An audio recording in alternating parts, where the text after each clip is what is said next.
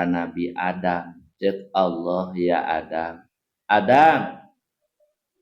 cek Nabi Adam labae kuasane kulan Gusti wal khairu biadai sajumlah kasayan eta aya dina pangawasa Gusti aya naon Gusti kabeh ge pan tegang di poe kiamat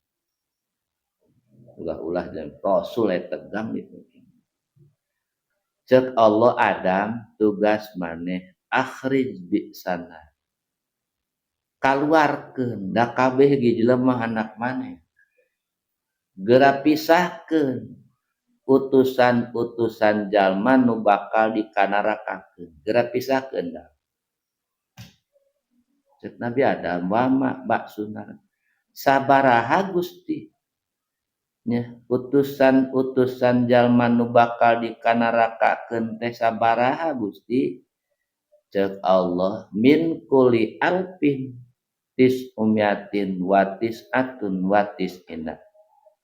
pisahkeun ku maneh nu dikanarakakeun tiap-tiap 1000 jelema eta 888 kanarakakeun Allah 1000 hiji berarti ta eta Allah ngadawuh kitu na iraha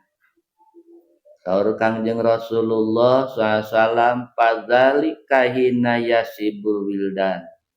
wa tadau kullu dzati hamlin hamla wa tarannasa sukara wa ma hum bisukar Allah bakal ngadauh eta kitu teh kana Nabi Adam dina waktu sakabeh budak leutik bari jilhuis bakal kureuwas bakal tingkureuwas nya teu kabayangkeun kurang reuwas ti kabiji leuwis we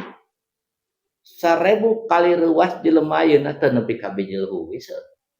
tapi reuwas ke di akhirat budak leutik ni ka biji leuwis kiamat